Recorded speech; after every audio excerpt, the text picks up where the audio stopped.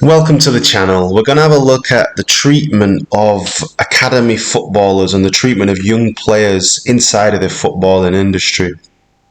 And this is obviously Jeremy Wisten's death and inquest has focused more attention on the reality of Premier League academies and the story of some of the thousands of young footballers who don't make it, as well as the 0.012% who do.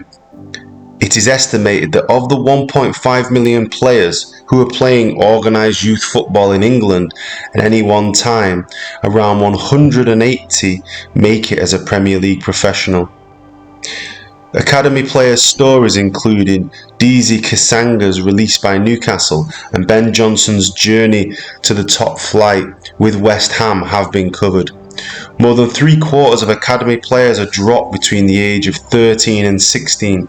In 2017, Deese Kasinga, who was playing at Newcastle's academy, became one of those players. You think you're mentally prepared for it until you go into the office and it actually comes out of their mouth and you're like, we're not going to extend your contract. And the reality hits you, Kasinga told BBC Sport. Kasinga grew up in the Custom House area of Newham, East London, which he describes as a living war zone. It's as rough as you can get, he said. I think most kids, especially boys, coming from the hood, think that football is the only legal way out. And Kasinga's future in football looked promising. In 2017, he made the Guardian's Next Generation list alongside players such as Chelsea's Callum Hudson-Odoi, which featured 20 of the best talents first-year scholars at Premier League clubs. When he was 16, he was offered a 2-year scholar contract with Newcastle United, a Category 1 academy, the highest status an academy can be. Everything was going well for Kasinga when he moved up to Newcastle until 2 serious injuries meant he was out for 5 months. I just remember being proper depressed, he said. I didn't want to talk to my friends. I didn't even want to go into the training ground. It was just horrible. I felt so alone. He says his physiotherapist helped him physically, but he felt he didn't get the mental health support through the club, a claim disputed by Newcastle. A few weeks after he recovered and began playing again, he was released. But some players are finding other paths to go down and other ways to express themselves. Taishan Hayden Smith, nicknamed the English Neymar in his teenage years, had trials with several English football clubs including Crystal Palace, Fulham and Watford. Hayden Smith told the BBC that he had had a beautiful time growing up playing football. It was my way of expressing myself and finding myself, he said. He spent several months on trial at Fulham and joked about holding records for being on trial for the longest time at clubs. He was often told he was too short when he was let go from clubs.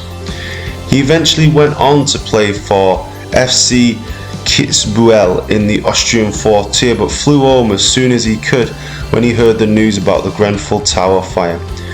Hayden Smith, who grew up right next to Grenfell and often played on the pitch in its shadow, later decided to stay in London, turning down a contract extension in Austria.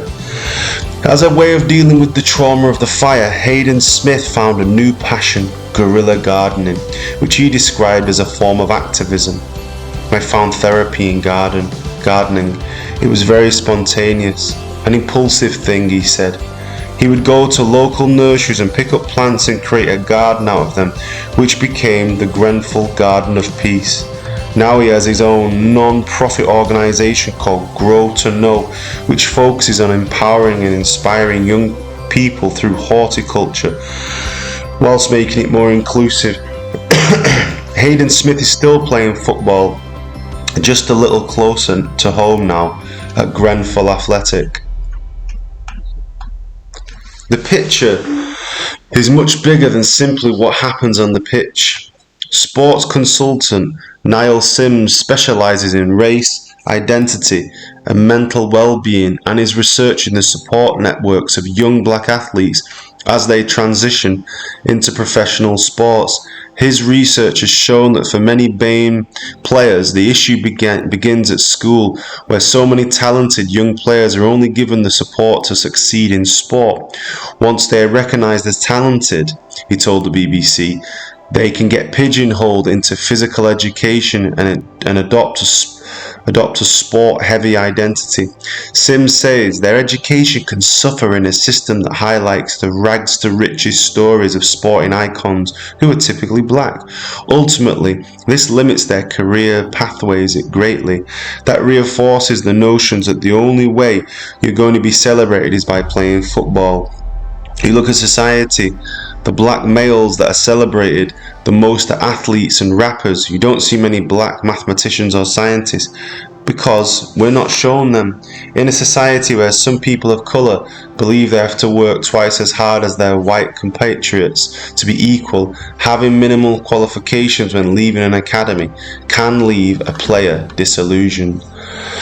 When 1% of academy players make it, it can be hard for players to imagine they would ever sign a professional contract. So what happens when they do? Ben Johnson joined West Ham's academy at the age of 7. He told the BBC, I didn't ever think I'd be a footballer. I was on the verge of being released every time. I've seen so many players come and go. It's really tough to bounce back. I always knew I was a good player, but for some reason, you get some coaches who may not see that. But Johnson defies all odds and signed his first professional contract when he was 18. The academy manager at the time, Terry Wisten, he believed in me. I remember sitting in a meeting with my mum and we thought the worst. We didn't know what was going to happen. Thank God, he said to me, you're going to be someone who surprises a lot of people. I was in tears with my mum on the way back because we didn't expect it. Football can be wonderful, but there are other sides of it which are extremely difficult. In February 2019, Johnson made his Premier League debut for West Ham away to Manchester City. In 2020, he scored his first goal for the Hammers against Brighton, and in 2021 he won the club's Young Player of the Season award after making 20 first team appearances. Just a few minutes away, in another part of East London, is a team called Hackney Wick Fc. They were founded in 2005 by Deese Kasinga, who realised there is no semi-professional team in the borough of Hackney. He wanted to give local players the opportunity to play semi-pro. Many of the players who came to Hackney Wick had been previously released by academies. All of a sudden it was a reality check. They had to build their careers, Kasinga said. Their captain, Kyle Lynch, was at Crystal Palace Academy until 2018 and was then offered a scholarship after leaving school. He was being released. He said being released was the hardest thing he's ever had to been through. I was worried about what I was going to do next. I felt like I'd let myself down, let my parents down. As alone as these players feel when they are dropped, the fact is that thousands of them are experiencing the same thing. On the same day in May 2019, Manchester United teammates Marcus Rashford and Jesse Lingard posted the same cryptic message on Instagram. It simply read 0.012% and was a reference to those findings that only 180 of 1.5 million boys playing organised youth football in England will ever play a single minute in the Premier League. O'Shar Williams, the Assistant Director of Education for the Professional Footballers Association, responsible for the union's support scheme and training to help players prepare for post-football life, Williams told the BBC, the biggest attrition rate is undoubtedly amongst young players. Of all those entering the game aged 16, 2 years down the line, 50% of them will be outside of professional football. If you look at the same cohort of 21, the attrition rate is 75% or higher. In the modern era, some of them may have been with the same club since the age of 9. Then suddenly it's over. It must be like your parents asking you to leave home at 18. Williams also spoke about the loss of a football identity when a footballer, having had the footballers had all their lives. It's hard to take. But there's a lot of work being done to make these young people realise their identity isn't locked up in their profession, whatever their age.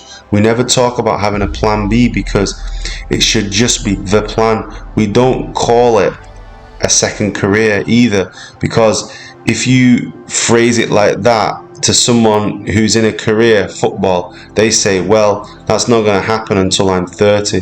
The reality is it will probably happen long before that, whenever the phone stops ringing.